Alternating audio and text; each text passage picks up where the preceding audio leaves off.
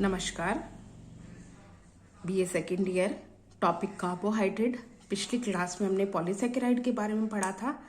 पिछली क्लास में ही हमने आपको बताया था कि हम नेक्स्ट क्लास में कार्बोहाइड्रेट की अधिकता के दुष्प्रमाण और कार्बोहाइड्रेट की न्यूनता के दुष्प्रमाण और कार्बोहाइड्रेट के कार्य के बारे में पढ़ेंगे। तो सबसे पहले हम लेते हैं कार्बोहाइड्रेट की अधिकता के दुष्परिणाम। भोजन में कार्बोहाइड्रेट का अंश अधिक मात्रा में नहीं होना चाहिए।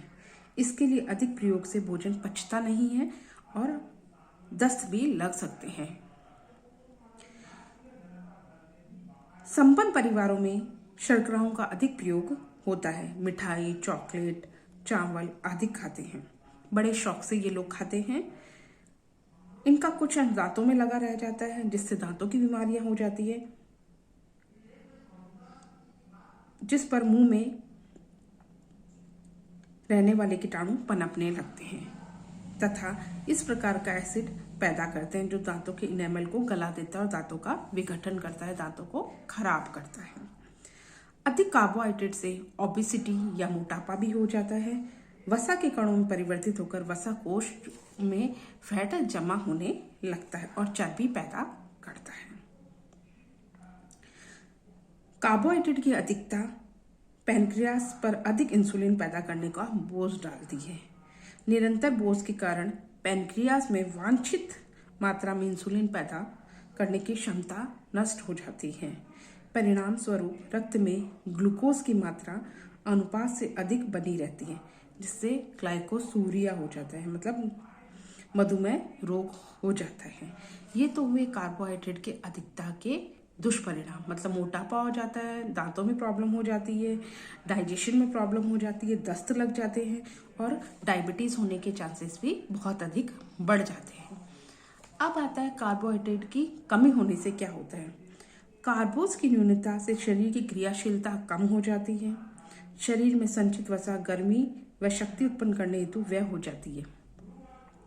परिणाम स्वरूप शरीर जो होता है वह दुबला हो जाता है।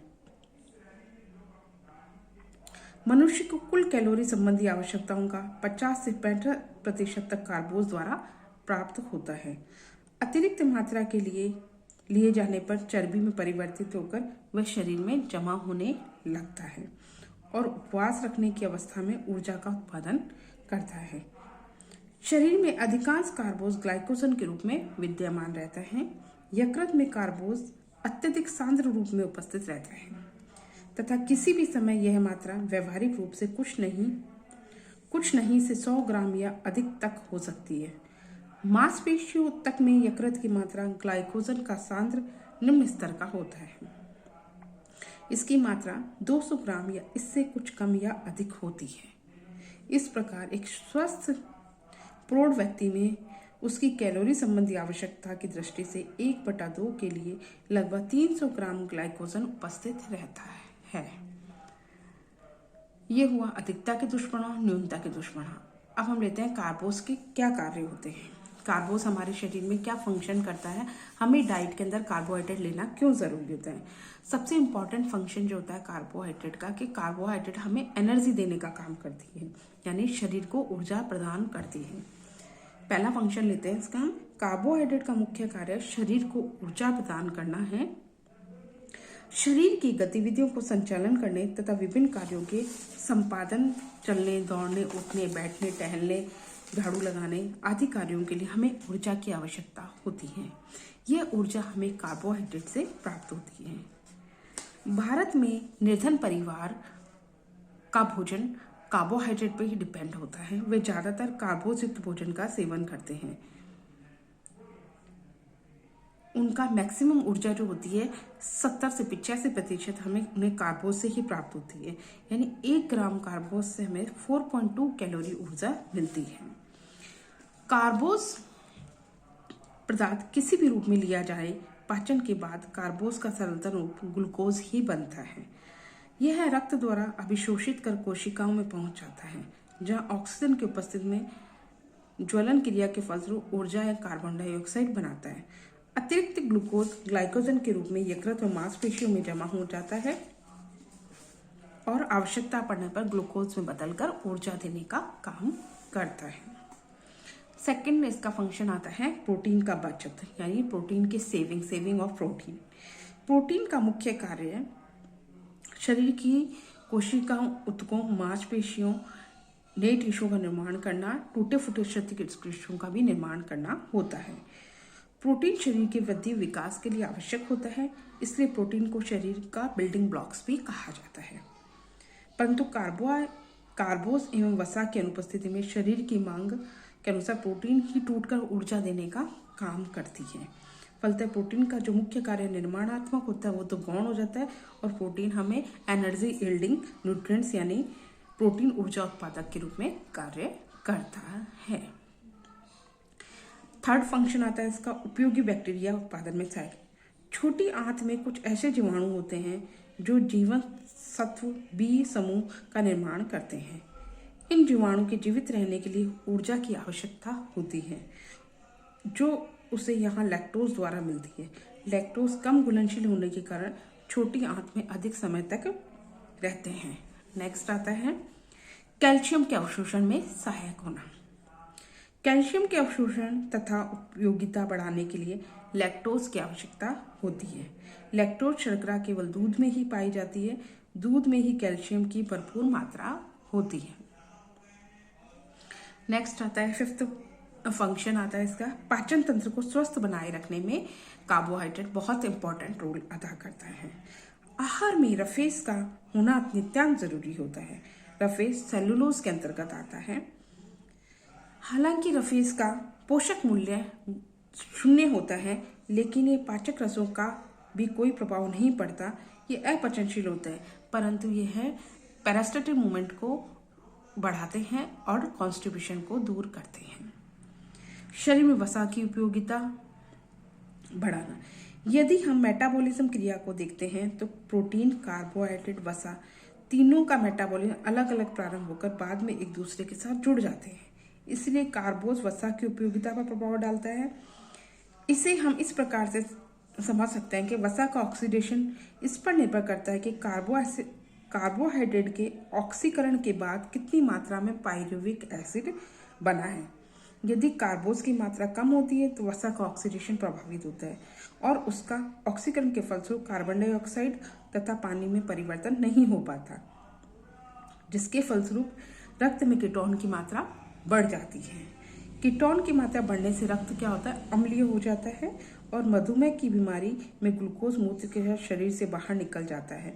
अतः रक्त में कीटोन बढ़ जाते हैं और कीटोसिस की स्थिति उत्पन्न हो जाती है। इस प्रक्रिया को हम कीटोसिस कहते हैं। नेक्स्ट फंक्शन आता है इसका नाड़ी संस्थान को स्वस्थ बनाए रखने में सहायक होता है। सेंट्रल नर्वस सिस्टम तथा मस्तिष्क को स्वस्थ बनाने के लिए ग्लूकोज की नितांत आवश्यकता होती है। हर सेकंड मस्तिष्क तथा नाड़ियों को ग्लूकोज की आवश्यकता पड़ती है।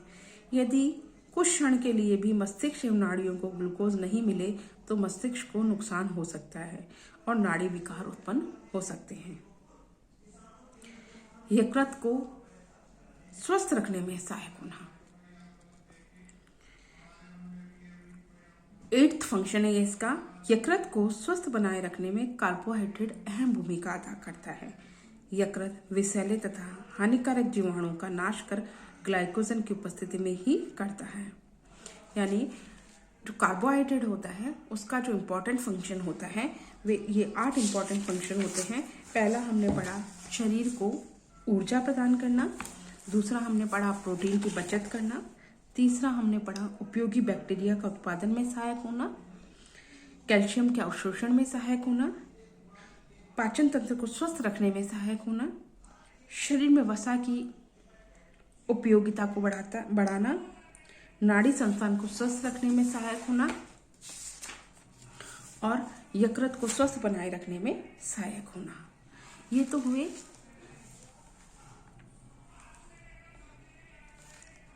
कार्बोहाइड्रेट के कार्य। इसके बाद हम लेंगे कार्बोहाइड्रेट का पाचन। इसके बाद हमारा टॉपिक है कार्बोहाइड्रेट का डाइजेशन। कार्बोहाइड्रेट का पाचन। कार्बोज का पाचन।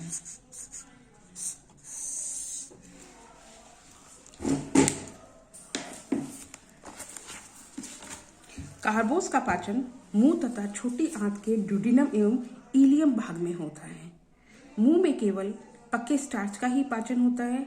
भोजन ग्रहण करने की प्रक्रिया में जब हम भोजन को चबा चबा कर खाते हैं तब मुंह में लार निकलती है और भोजन में मिल जाती है, जिससे भोजन गीला, चिपचिपा व लुगदीनुमा हो जाता है और उसे निगलना बहुत आसान हो जाता है। लार में टाइनिल नामक पाचक एंजाइम होता है। इस एंजाइम के प्रभाव से स्टार्च किसमें डेक्स्ट्रिन में बदल जाता है और मुंह में भोजन अल्प समय के लिए रहता है। इस कारण संपूर्ण स्टार्च का परिवर्तन डेक्स्ट्रिन में नहीं हो पाता। मतलब स्टार्च जो भोजन हमने लिया वह टाइलिन पाचक एंजाइम होते हैं मुंह में, टाइलिन के प्रेजेंस में डेक्स्ट्रिन में बदल जाते हैं। लेकिन ये भोजन ज़्यादा समय तक यहाँ नहीं रहता, यहाँ से ये भोजन नीचे चला जाता है डेक्स्ट्रिन में कन्वर्ट होकर। मुंह में पाचन जो होता है वो क्षारीय माध्यम में होता है। अमाशय में कार्बोस का पाचन नहीं होता, किंतु यहाँ हाइड्रोक्लोरिक एसिड स्टार्च तथा डेक्स्ट्रिन को द्विअणु शर्करा में बदलना प्रारंभ कर देता है। पक्वाशय में क्लोम ग्रंथि से आमाक्लोम रस का एमाइलेज एवं पॉलीसेकेराइड कार्बोस को पूर्णतः डाइसेकेराइड में बदल देता है। छोटी आंत से निकलने वाले एंजाइम में 3 पाचक रस होते हैं, माल्टेज, लैक्टेज और सुक्रेज। ये तीनों पर क्रिया कर पहले मोनोसेकेराइड में बदलते हैं, मोनोसेकेराइड यानी अर्थात ग्लूकोज। इस प्रकार खाए जाने वाले कार्बोस का 90 से 95% हिस्सा बच जाता है। यानी माल्टोज जो होता है माल्टेज के एंजाइम में ग्लूकोज बनाता है, लैक्टोज लैक्टेज एंजाइम के प्रेजेंस में ग्लूकोज बनाता है, सुक्रेज एंजाइम की प्रेजेंस में ग्लूकोज प्लस लैक्टोज बनाता है, मोनोसेकेराइड में बदलते हैं। तो माल्टोज, लैक्टोज, सुक्रोज मोनोसेकेराइड होते हैं। तो माल्टोज होता है माल्टेज एंजाइम की प्लस में क्या बनाता है, ग्लूकोज प्लस ग्लूकोज बनाता है। Lactose lactase enzyme glucose plus galactose बनाता है और सुक्रेज एंजाइम की प्लस में ग्लूकोज प्लस फ्रक्टोज बनाता है। ये क्या होते हैं, ये मोनोसेकेराइड होते हैं, यानी जटिल फॉर्म जो होती है वो उसमें सरल फॉर्म में बदल जाती है जो भोजन हमने लिया। इसका मुंह में सिर्फ मिक्स ही होता है, ये टाइलिन के प्रेजेंस में लुगदी रूप आता है और यह आगे पक्वाशय में चला जाता है। ये हुआ कार्बोस का पाचन। तो आज हमने कार्बोहाइड्रेट में कार्बोहाइड्रेट की अधिकता के दुष्परिणाम, न्यूनता के दुष्परिणाम, कार्बोहाइड्रेट के क्या कार्य होते हैं और कार्बोस का पाचन कैसे होता है पढ़ा। कल की क्लास में हम कार्बोस का अवशोषण, कार्बोस की दैनिक मांग, मेटाबॉलिज्म आदि पढ़ेंगे।